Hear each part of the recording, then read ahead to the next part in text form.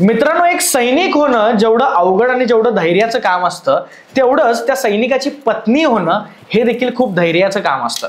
असं मी का म्हणतोय?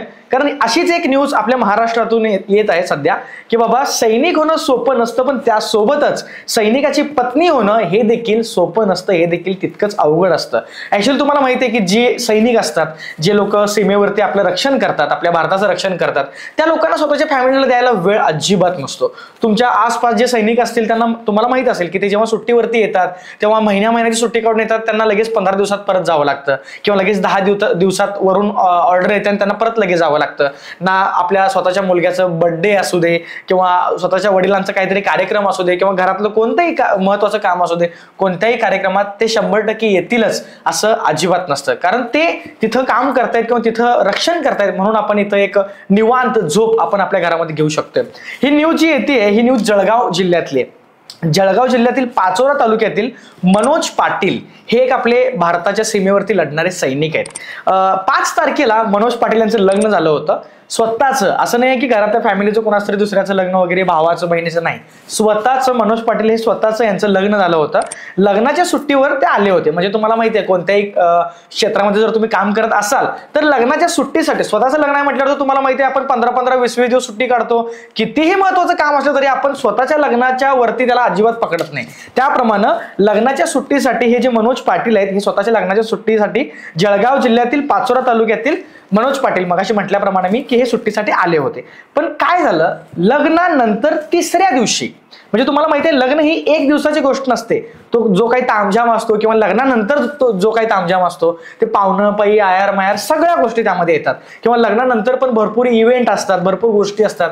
पण लग्न झाल्यानंतर 3ऱ्याच दिवशी मनोज पाटील यांना वरून ऑर्डर आली की त्यांनी तात्काळ ऑन ड्युटी हजर राहायला लागणार आहे.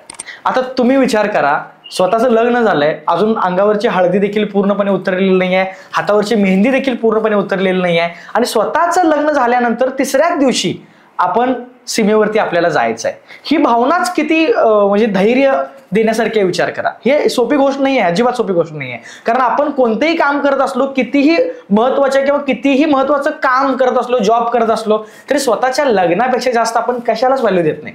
आपण घरात बसून फक्त सगळ्यांची मापं काढतो, हे असे आहेत ते तसे आहेत, हे पॉलिटिक्स आहे, हे राजकारण आहे, हे असंच चाललंय ते तसंच चाललंय. पण त्या सीमेवरती हातामध्ये बंदूक घेऊन आपल्या म्हणजे काही मिनिटांनंतर आपण आहे की नाही या फिलिंग मध्ये जगणारे ते जे सैनिक आहेत, त्या सैनिकांच्या वरती काय भावना असतील किंवा काय त्यांच्यावरती जे सगळं सुरू आहे भारत पाकिस्तानमध्ये, जे सध्या सगळं जे सुरू आहे त्याच्यावरती काय रिॲक्शन असेल. कारण आपण घरात बसून, मी मगाशी म्हटलो त्याप्रमाणे घरात बसून आपण सगळ्यांची टीका टिप्पणी करत असतो, पण त्या ठिकाणी ते कसे काम करत असतील हे विचार करून एकदा बघा, मग तुम्हाला कळेल. तर हे मनोज पाटील जे होते हे स्वतःच्या लग्नासाठी आलेले मनोज पाटील लग्नाच्या 3ऱ्याच दिवशी वर्ण ऑर्डर आल्यानंतर एकही शब्द किंवा एकही आर्ग्युमेंट न करता ते तात्काळ सीमेवरती लढण्यासाठी गेलेत.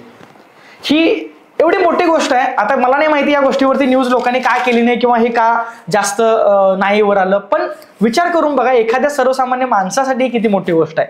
अंगावरची हळद ओली असताना आणि हात मेहंदीने रंगलेला असताना तसाच तो हात घेऊन मनोज पाटील हे सुट्टी रद्द करून आपल्या कर्तव्यावर रुजू झाले. आणि सध्या भारत पाकिस्तानमध्ये सुरू आहे त्याच्यामध्ये मनोज पाटील किंवा यांच्यासारखे अनेक आपले महाराष्ट्रातील, जळगावमधील किंवा सगळ्याच ठिकाणातील जे आपल्या भारतातले सैनिक आहेत ते अगदी धैर्यशीलपणे लढतायत. आणि त्यांच्या, मला एवढंच म्हणायचं आहे की त्यांच्या मागे आपल्या भावना किंवा आपल्या प्रार्थना हव्या की त्यांच्या जीवाला काही हानी होता कामा नये. तर सैनिकाला हेच आपल्याकडनं सॅल्यूट असेल की बाबा तुम्ही जे आपल्या घरातली फॅमिली असेल किंवा फॅमिलीतले सगळे समारंभ सोडून फक्त आणि फक्त आपल्यासाठी किंवा फक्त आणि फक्त आमच्यासाठी जे तुम्ही सीमेवरती लढताय त्यासाठी खरंच तुम्हा सगळ्या सैनिकांना सॅल्यूट आहे. धन्यवाद.